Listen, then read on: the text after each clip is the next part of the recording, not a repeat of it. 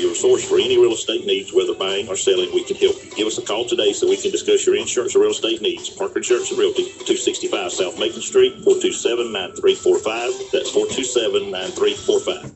Are you thinking of selling your home or business? Hi, I'm Gloria, and as a realtor, I know that getting rid of the clutter in your home is one of the best ways to help sell your house quickly. At Jessup Premium Storage, our family-owned company provides a convenient and secure building for all of your storage needs. We now offer outdoor covered parking for that antique car, boat, or RV. Due to our recent expansion, we offer units that range in size from as small as a bedroom closet to as big as a one-car garage. All of our units are inside and climate controlled with 24-hour access and security. Our leases run month to month, so you're not locked into a long-term commitment, giving you the flexibility to move your belongings out the minute you purchase your new home. Stop by today or give us a call, 530-8003. That's 530-8003. Jessup Premium Storage. Be cool, clean, and secure. This is Sammy Dixon at the all-new Mike Birch Ford in Blackshear. If you haven't had a chance to come see our new state-of-the-art showroom, then there's no better time than right now. While you're here, take advantage of huge savings on new Ford trucks. Get more than $10,000 off on select new F-150s while they last. You must hurry. They're going fast. Over $10,000 off on the best-selling truck in America for 39 straight years. You can also take advantage of money-saving, low interest rates on new and certified pre-owned vehicles. Our new bigger showroom means more inventory, and that means bigger savings for you. Come to the house at Good Service Built and buy from Mike Birch Ford, and we'll give you 5 free oil changes following 36,000-mile bumper-to-bumper warranty. If you're looking for an incredible deal on a new or pre-owned vehicle from the dealer who has always put you first, stop the search. Call the all-new Mike Birch Ford in Blackshear. This is Sammy Dixon saying thank you. Thank you very much for your business. Having a problem with your diesel motor? Well, now there's a shop at Jessup to make your diesel tune-up or repairs. Wayne County's Tristan Drury is Ford and Cumming diesel certified and an ASE Master Diesel certified technician. His shop is located in the old Walker Chevrolet shop on Cherry Street. So if you need parts, repair, or fabrication, call Tristan at Drury Diesel Performance, 912-386-1650. That's 912-386-1650. Drury Diesel Performance at the old Walker Chevrolet shop on Cherry Street in Jessup. Big Dog Country Radio, WIFO-FM in Jessup, 105.5 on your FM dial. Good morning, 16th day of June. Currently here in southeast Georgia, we have 79 degrees, looking for a high today near 92, kind of cloudy today with a 40% chance of showers. The automometer levels at 6.2 feet and pretty much steady. All right, it's now time for the world-famous Butch and Bob Show, brought to you by Mike Birch Ford in Blackshear, Jessup Premium Storage out on the Waycross Highway.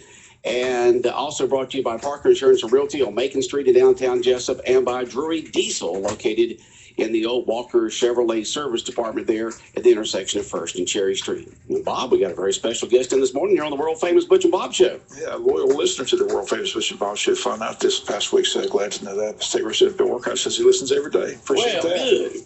We appreciate all the listeners. Well, good. Yeah, I'll give a plug for the app.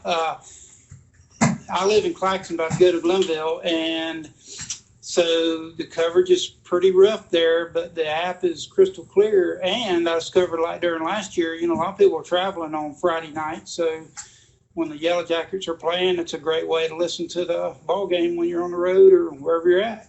Yep, the Big Dog WIFO app. People can just go to their favorite app store and download it, and there it is.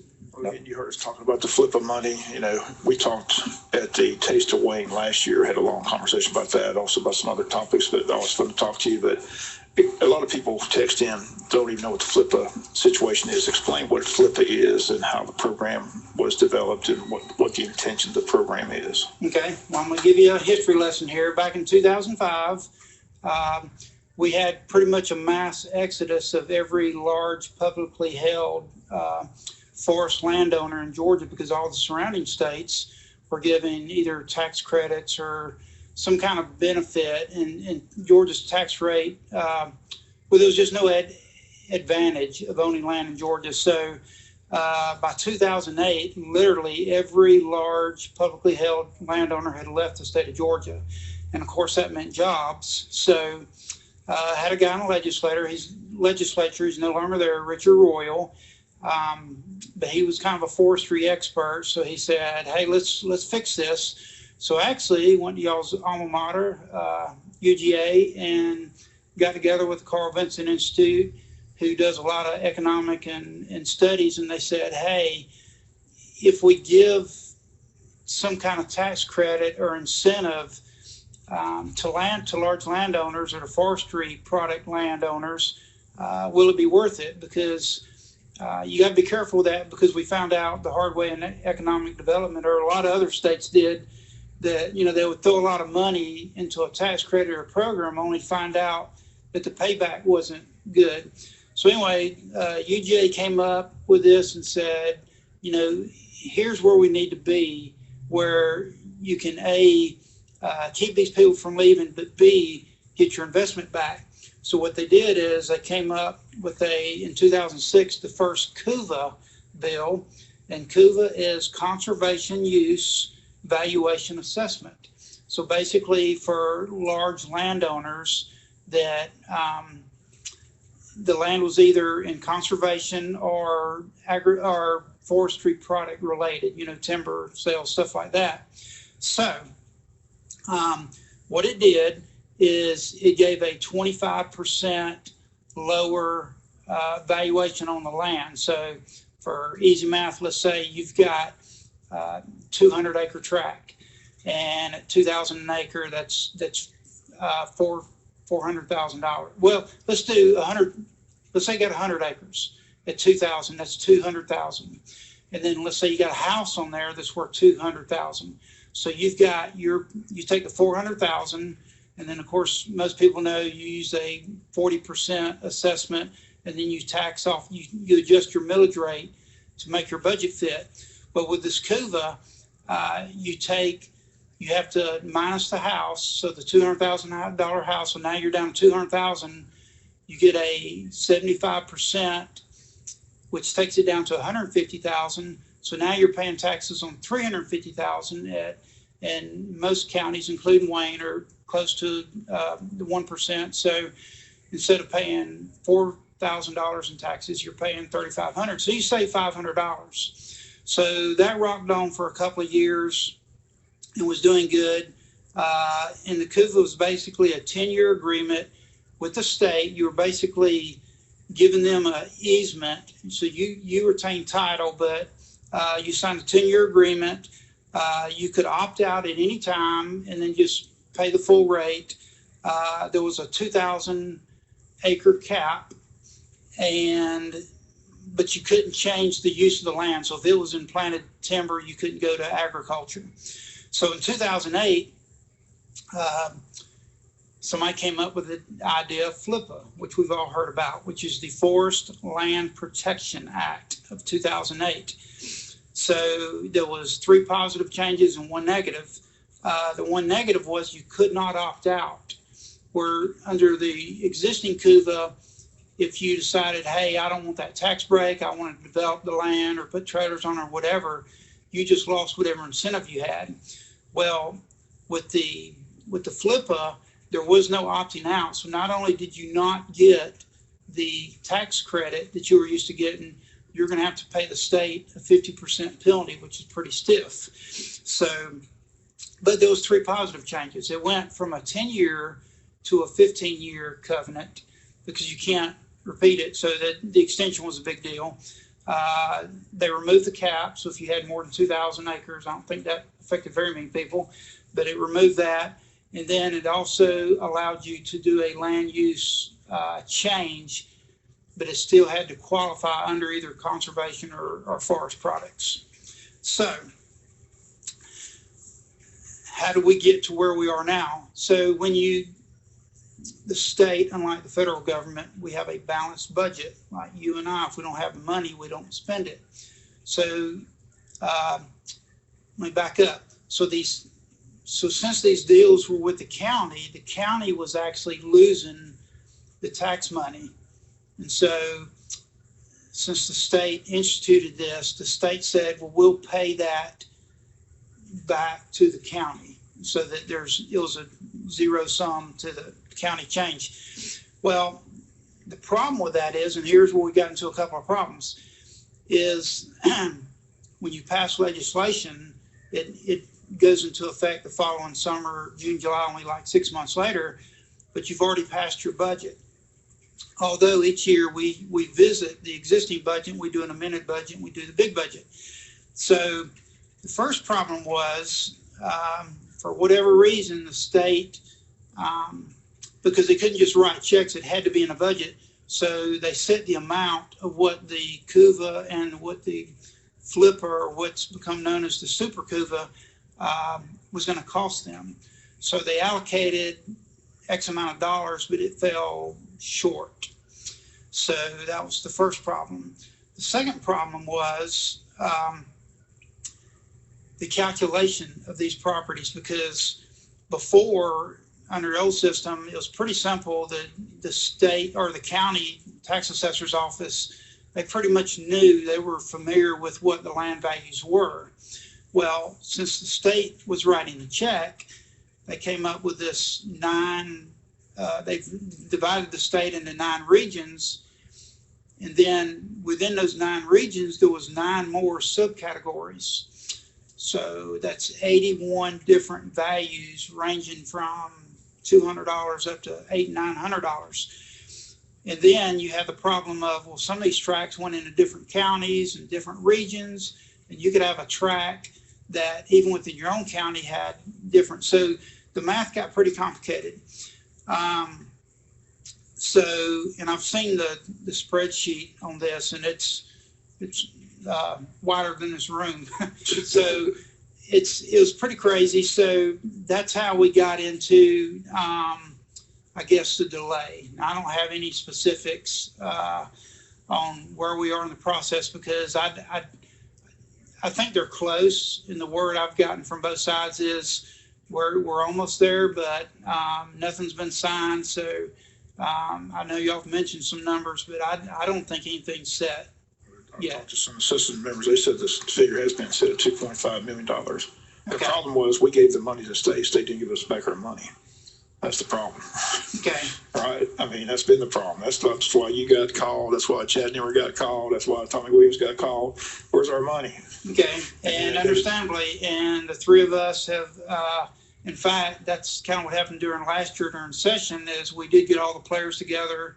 The folks from Wayne County came up there,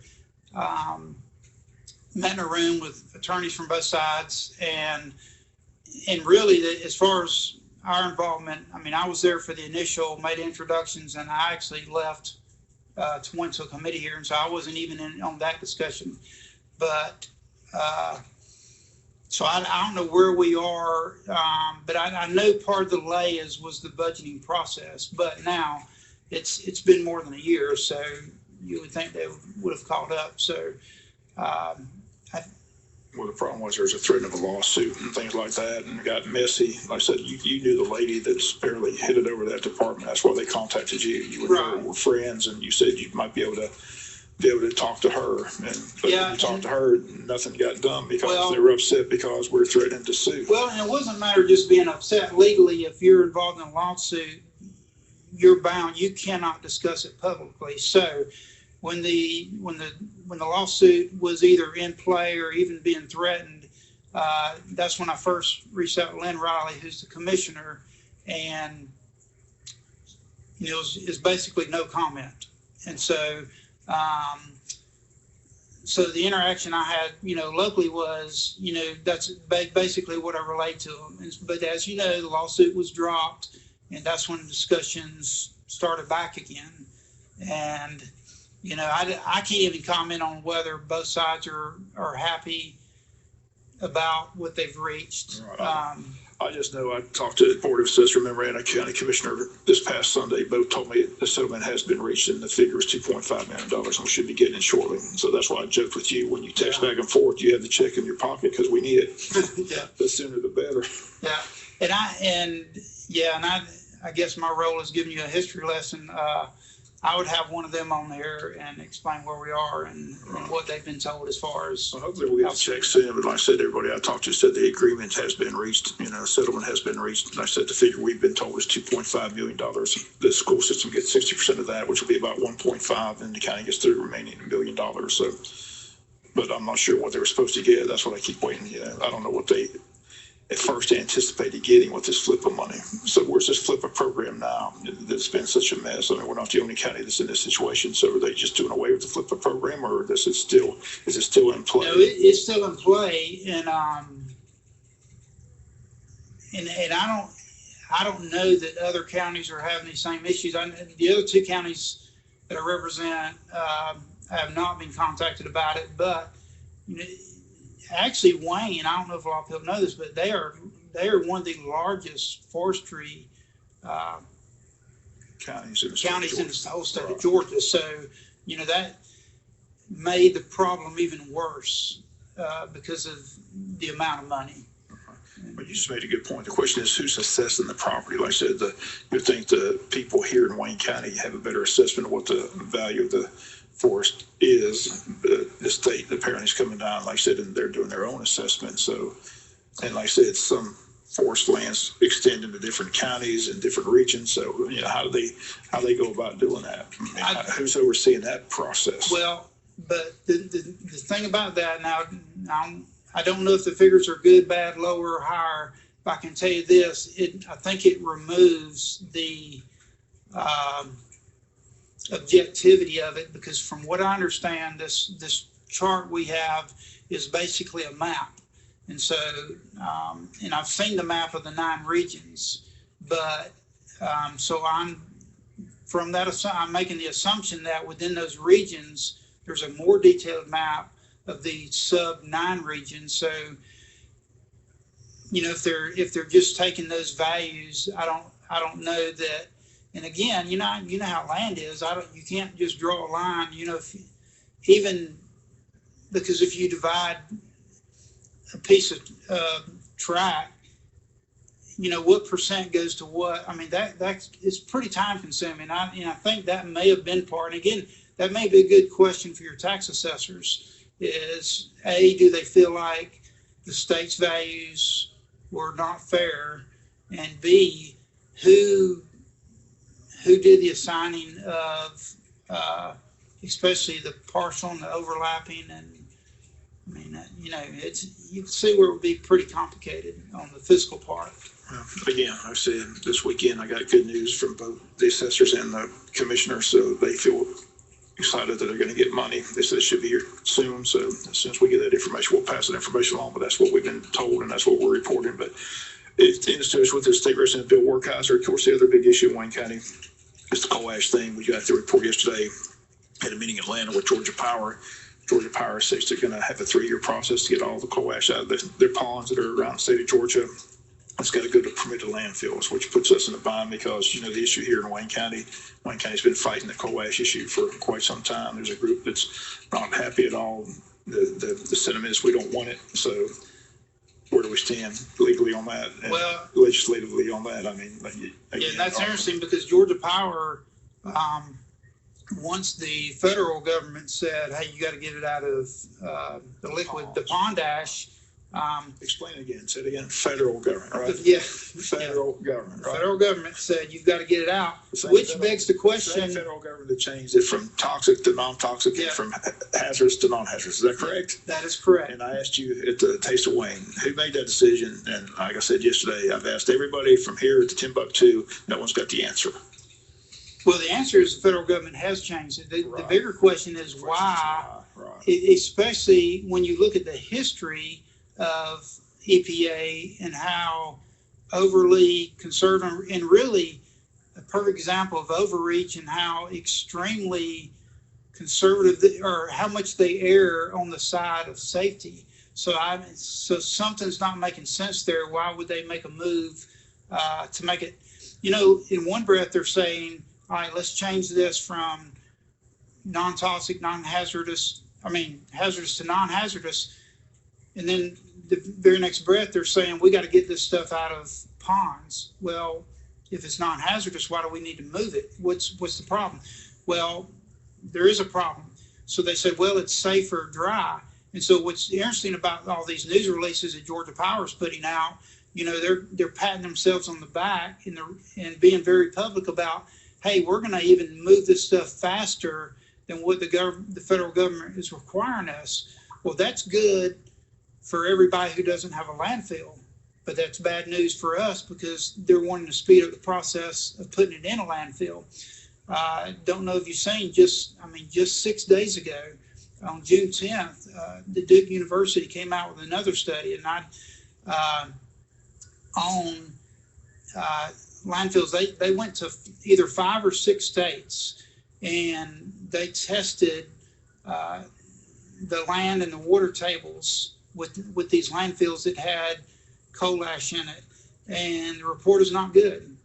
And so, again, one more red flag of why we don't want to come here. All right, and that's what we said yesterday. In 10 years down the road, the federal government come and say, well, we made a big mistake. Don't put it in landfills. Got to put it somewhere else, right? And I've said that. They're saying you can't put it in ponds. You got to put it in landfills. So it's insanity. It is. And, I've said this from the very beginning. We're going to get one shot to get this right. Because, like I said, you start bringing in hundreds of thousands, carloads of this stuff. And, a couple of years from now, they said, hey, we've got the technology's better. We can measure this better. Either A, the liner's not good enough, or B, that they're, these, like anything, they're not foolproof. And, these liners, things can happen. And just watching the whole thing play out, and like I said, the frustrating thing is, and I mentioned this several times, you go to that public hearing here at AT College and you see the companies and then you see EPD, they just all look like they're in it together. It's all about money. They're all making money, and everybody else is at their whim. And I say the federal government makes these decisions. No one can explain the decisions, but, everybody knows how Washington works. Somebody got paid big time money to change those terms from toxic to non-toxic, from hazardous to non-hazardous. And like I said, now the federal government said you can't put it in ponds, you got to put it in landfills. So there's 9 landfills in the state of Georgia, and they're at the federal government's whim. But I keep arguing that's where the battle needs to take place. Like I said, and I've asked you that question. I'll ask it again. At the Taste of Wayne explain this. I said, if we don't want coal ash in the state of Georgia, why can't a state representative walk on the state floor at the Capitol and say, we don't want coal ash in the state of Georgia, period? Why can't we do that? Explain that to me again. Well, let me ask you a more broader question, because myself and Representative Nimmer and Senator Tommy Williams, we have met numerous times with different groups, including EPD, and we're asking all these same questions, and it's frustrating to us because every time we think we come up with an idea, a roadblock gets brought up. For example, the volume would be decreased a lot if we could just say, well, no coal ash from anywhere other than what's produced in Georgia. But we can't even do that because there's federal commerce laws that prevent you from doing that. And so, So once again, it's all dictated by the federal government. It is. And believe me, we're frustrated because we're catching it from both sides, because, I guess if you view it and nothing's getting changed, people think we're not working on it. But I can tell you personally, there's a week doesn't go by that I haven't made a call, read something. Like I said, just 2 days ago, I came across the Duke study. So I'm trying to find. One of the things I'm doing, I haven't got the date set. There's actually a company in South Carolina, so I figured that's a trip I can make in one day, that can't get enough coal ash. And they said they can use up to 45% of it. So I've been talking with that guy. I'm going to have a personal field trip and just go up there and see what's going on, because I'm thinking, well, gosh, if these industries, if there's people who want it so bad, let's cut out the middleman, which is the landfill. Why take it to them? Let them have it directly. So that's, but then it begs the question, well, if they want it and they're putting it in sheetrock and concrete, they must think it's safe. And it's being put in products that we're using. But I think the big thing is just the volume and what we don't know. And then, like I said, there's 2 sides to that story. The Republicans saying the same thing that you just said. They're saying it's not, they need it, whatever, So it's who do you believe? What do you believe? It's just, but it's all been dictated by the federal government. Like you say, big enough.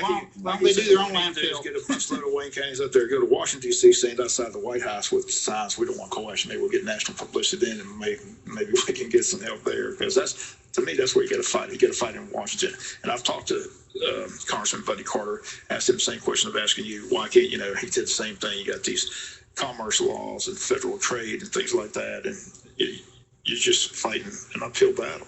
It's just an ongoing battle. So I said it's frustrating to us because we're trying. It's frustrating everybody, but it just seems. Like I said, you read that from Atlanta yesterday that we had the story about George Power talking about how they got to get all out of it's a 3-year process, but I mean they basically stated in that press conference that that's where it's headed when it's out of the ponds. They're heading it to permitted landfills. Yeah, and all this effort that Wayne County's been doing. I mean, not only has it not phased Republic, they've bowed up and said, we're coming. The letter that was all sent. You're right. Yeah. Okay. Again, State Representative Bill Workhouser in the studios. Anything on the horizon for the legislative session? Well, before we get, and I know we're getting close on time, I do want to make a comment. As you know, Glenville just went through a downtown fire that took out nearly one entire block on one side. And as Yogi Berra said, it was like deja vu all over again because of what Jessup went through in August of 2014. And I just want to say a big public thank you because one of the first things we did, and I put some people in touch with the people in Wayne County because the project that y'all ended up with looks really amazing. And, when you're going through a disaster like that, you waste a lot of time making calls to the wrong people or whatever. So just want to thank everyone involved here in Wayne County that we've reached out to that said, hey, what do we need to do? And more importantly, what do we not need to do? And they've just been super helpful. So I just want to say thanks. Okay. Well, Bill, thanks for coming in. Thank you very much. Okay. State Representative Bill Workhouser, our special guest this morning here on the world-famous Butch and Bob Show, brought to you by Drury Diesel. Drury Diesel, located in downtown Jessup, by Jessup Premium Storage out on the Waycross Highway, by Parker Insurance and Realty on Macon Street in Jessup, and by Mike Birch Ford in Blackshear. The time now is 8:31, 105.5 FM in Jessup, WIFO. Let's check in the latest news from Fox News Radio. Fox News Radio. I'm Dave Anthony. They talked about gun control and kept talking all night. What we're seeking is common sense. Cory Booker and other Democrats filibustered until about 2 a.m., led by Senator Chris Murphy. The American public have already made up their mind that they want a background check system that captures potential terrorists. Toward the end of his remarks, he indicated that it looked like there was going to be an agreement where they would at least get a vote on 2 key amendments to this bill to fund commerce and justice programs. The 2 amendments, one would deal with background checks, closing the so-called gun show loophole. The second amendment would deal with closing the so-called terror loophole. This is where folks who are on the terrorism watch list are still able to purchase guns, and that would cut that off. That's Fox's Chad Pergram. The NRA says it supports extra scrutiny for anyone on a terror watch list delaying a gun sale. Some Republicans say none of these measures would have prevented the Orlando massacre. CIA Director John Brennan will go to Capitol Hill next hour to tell senators ISIS keeps trying to send more Islamic militants to the West for attacks. The U.S. keeps going after ISIS from the Mediterranean. And Fox's Simon Owen was just embedded on the USS Harry S. Truman, now live on the Greek island of Crete. Dave, we were on board the Truman for 2 days, meeting some of the 5,000-strong crew. This aircraft carrier is a big part of U.S. attempts to combat ISIS. The Navy saying the 74 planes on board have conducted well over 1,000 airstrikes since November. But is the U.S.-led coalition seeing enough success? This operation is now 2 years old. The highest-ranking officer on board, Rear Admiral Brett Batchelder, tells me progress is being made and ISIS is beatable, but he can't put a timetable on it. Dave? Simon, President Obama will go to Orlando today to meet with families of the nightclub massacre victims. This says senators asked Facebook CEO to help them get access to all the things terrorist shooter Omar Mateen posted during the attack. One of the posts was, "It's time for Americans to taste Islamic State vengeance." Fox News Radio, fair and balanced. All right, the latest news from Fox News Radio right here on WIFO, 105.5 FM in Jessup. Good morning, Butch Everett here with you. Thursday morning, 16th day of June. Coming up next, your weather forecast. We got some giveaways coming your way. State news from the Georgia News Network. Quick look at sports. What happened on this day in history? All in the next 20 minutes. Stay tuned. 60 years, 60 days. T.G. Crosby started it in 1956. Terry Crosby followed in his footsteps. Now their third generation is celebrating their 60th anniversary with a huge 60th anniversary tent sale June 10th through the 18th at Crosby Nissan. Under the big tent, refreshments, fun, daily door prizes, and huge savings on the exciting Nissan car or truck of your choice. Crosby is Georgia's oldest Nissan dealer. They want to share their good fortune with you, offering savings up to $5,000 on a new Nissan during this huge tent sale. Daily specials, something new and exciting going on every day. Remember, Crosby guarantees the highest trade-in allowance of any other dealer. A big selection to choose from at prices that will amaze you. While you're there, check out their daily anniversary service department specials. I'm Tara Crosby Morrison. Come see us. We'll have fun and save lots of money during our 60th anniversary tent sale, June 10th through the 18th. It's a Crosby family tradition. Crosby Nissan, Highway 1 South and Waycross. June is Customer Appreciation Month at First Southern Bank. Visit any of our 3 First Southern Bank locations in Waycross, Patterson, or Jessup on Wednesday, June 22nd during lunch. And enjoy free food, drinks, and fun for the whole family. It's our way of thanking you for your loyalty. For over 100 years, you have trusted First Southern Bank to provide competitive personal and business loans, deposit accounts, and the latest in banking technology. Visit FirstSouthernGA.com to learn more. First Southern Bank, investing in you since 1907. Member FDIC, Equal Housing Lender. It's time to raise your potential at Coastal Pines Technical College. That's why I just signed up to take classes. Good careers require a great education. Coastal Pines Technical College prepares you with a hands-on learning experience that's affordable and relevant to the current job market. Providing high technical adult education and training services to meet the needs of the community. More locations, more programs, more opportunities, and more ways to reach your potential. Visit coastalpines.edu. Coastal Pines Technical College is an equal opportunity institution. 836, 105.5 FM in Jessup, Big Dog Country Radio. Let's take a look at your weather forecast, brought to you by Tracy Allen Brown, attorney at law here in Jessup. Well, cloudy today, high today near 92 with a 40